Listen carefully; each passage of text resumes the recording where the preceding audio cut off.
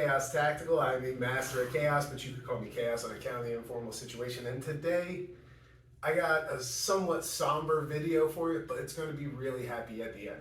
We're calling it Glocktober. I'm going to get to that at the end. But I'm going to introduce you here to my buddy Laz. Laz had a very unfortunate situation happen to him, and I'm going to let him explain to you what happened. So just run me through, like, what happened before the incident, and then just run me through everything. So the night before, I believe it's a Friday. I go out with the friends. I forget that I carried my Glock when I got home, so I forgot my Glock in my middle glove compartment in my car.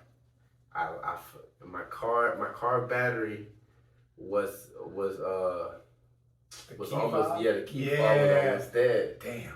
So I'm thinking I'm locking it, but it's not locking. So I wake up the next morning to go to work on a Saturday. There you go. Making extra money. Yeah. That's how we do it. And I noticed my glove compartment's open, my middle console's open, and obviously I noticed what I noticed is my Glock's holder was there, but with no Glock. Right. And I know what. Right. I'm gonna and have you that know on the situation Glock. you have. I'm like, right. Hold up. So let's pause for a second. Okay, let's pause here for a second. So you knew there was something about your situation that you're everyday. This is what you do. You knew something was out of place, and you started to go, "Oh shit, what the fuck?" Yes. Right. Exactly. So that's a very important part here. I think is you notice what was not in the normal place it should be. So that's very good. That's what we need to do. You shouldn't find out 6 months later that your Glock is missing. Like these are things we should know where they're at. So that's good. You notice that, especially having your glove compartment open, your center console clearly, you're like, ah, shit. Yeah, right. Like you're not feeling good about it. Facts. It's, that adrenaline dump, that nervousness. So continue. Sorry. All right. So you've noticed there's no Glock in the holster. Facts. Yeah. So and me, the holster, whatever my holster is at, is usually on the Glock. Right. So when I see the holster without a Glock, I'm like, hold up, okay, let me go in the house. Right. So I run in the house. I'm wishing. Because it might have been a Friday night that you're like, I put it in the back pocket. Facts. And just walked in. So while I'm going in the house, I'm just hoping and talking to my phone. I hope I got my Glock in here. I hope it's in here. My Glock, unfortunately, was not in my room. Okay, so after that, and once it's sinking in, once you're past the that little bit of your hope that you had left, what started to kick in there? Like when it went from, oh shit, where's my Glock, to, oh fuck, my Glock is gone. Yeah. What was that? Devastating, bro. Right. Okay. Frustrated, stressful. Yeah. Like we're just wondering, like, I hope they can find it. Obviously, I can't do anything about it. Right. Obviously, I did report it. Yep, and that's another thing. Yeah. So that was a whole process in and of itself, and I'm sure it wasn't fun. Yeah, no, not right? at all. Right. Not at all. It's not fun, but it's something we need to do when situations like this arise. For sure. Because now other people could be put at risk, depending, on how desperate the person who found it is. But this is what we need to do as responsible gun owners. Yeah. When an oh shit moment happens, we just let everybody know. Call your local sheriff, or like out here where I live, local sheriffs, but where you live, city cops, call them. Facts. They will help you through it. They will come to you. They will give you the information you need.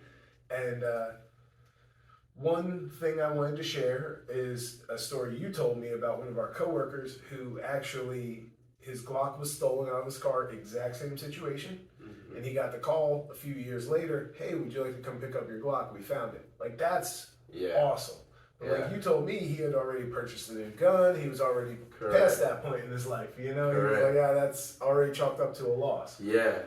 So that I'm sure that's a nice feeling, but also, that really sucks. Is like, oh, fuck, man, they might find it 5 Yeah, years but down you the know, road, yeah, and you then it's got gonna be that thought. beat up, and Yeah. they didn't treat it the way you or I treat our guns. Facts. You don't know how they treated Right, it. it's You been don't under know the how front many seat. shots they took with it. And You don't know if it's dirty now. Yeah. Obviously, that if you could get it back implicate from the you. officer, yeah. Right. Obviously, right. if you get it back from the officer, then it's clean. But Right.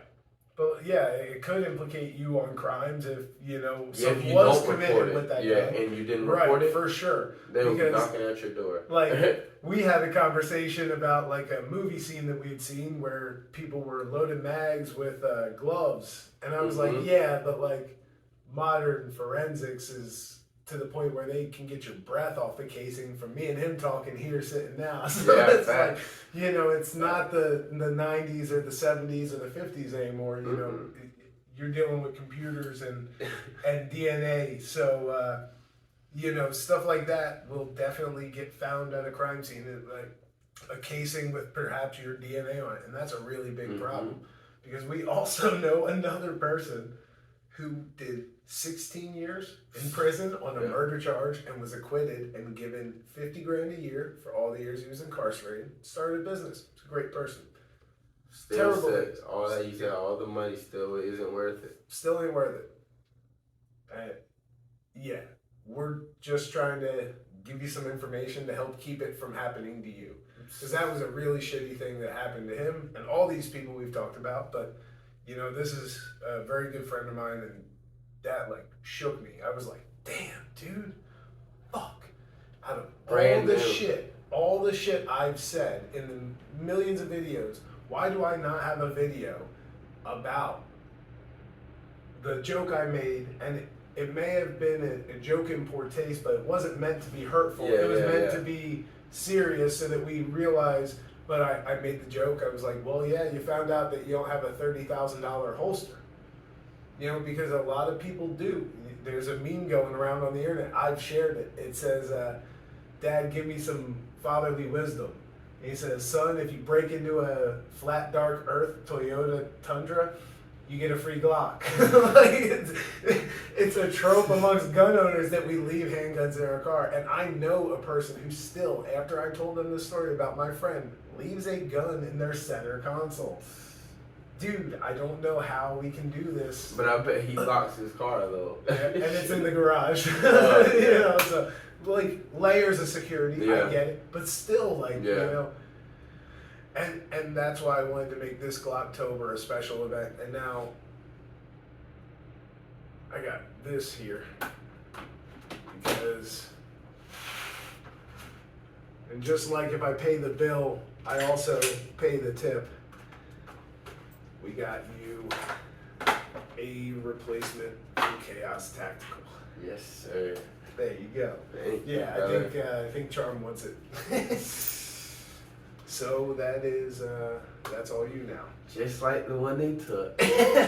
And so now that's a 23, which is the 19 equivalent, but in a 40 cal.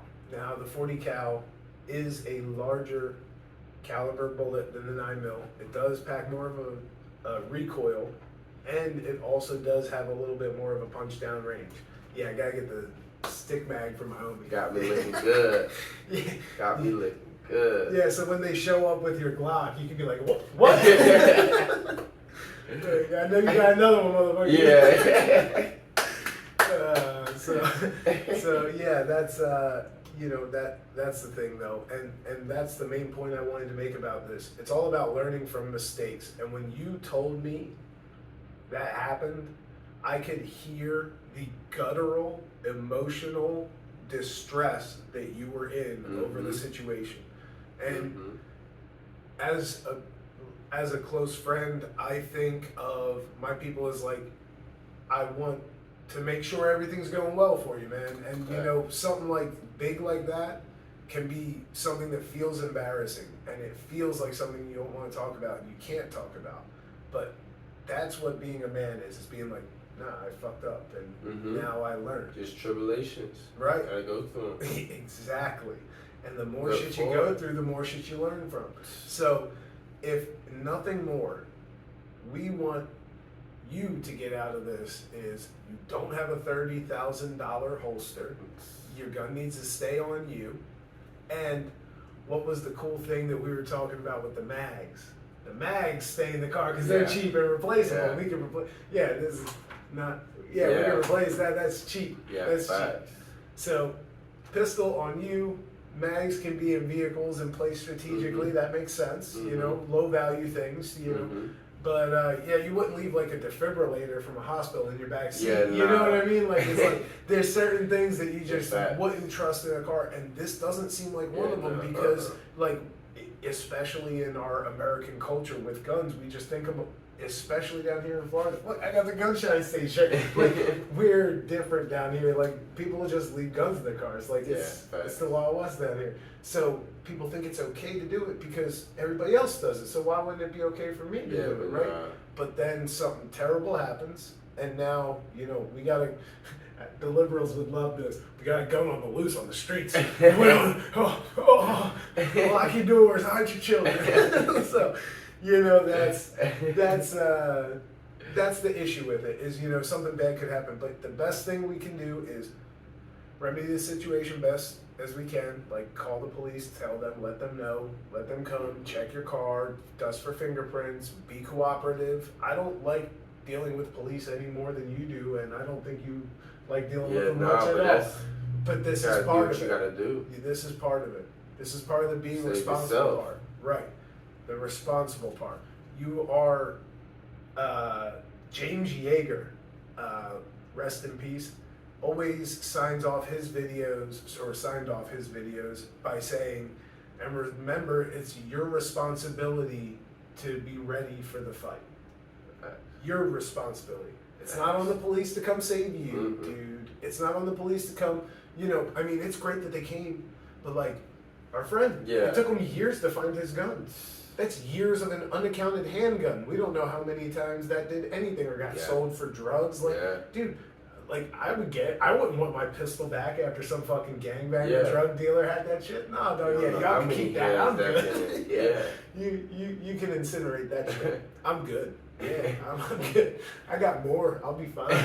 Like, I ain't worried about that shit. But yeah, I'm really glad I could make this happen. And you know, learning from your mistakes is part of being a man. You're younger than me, and I'm just glad I could be the big homie. You know what I mean? Because I've had people help me throughout the years and help me when I've made mistakes and learn from my mistakes and help me grow. And that's what it's all about, man. It's about the culture.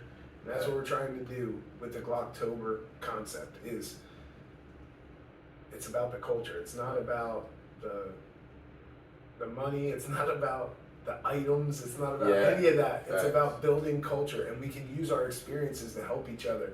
And when you're in a good spot, lift other people up. You know. So I think that's all we got for today. But you know, happy Glocktober. Yes, sir.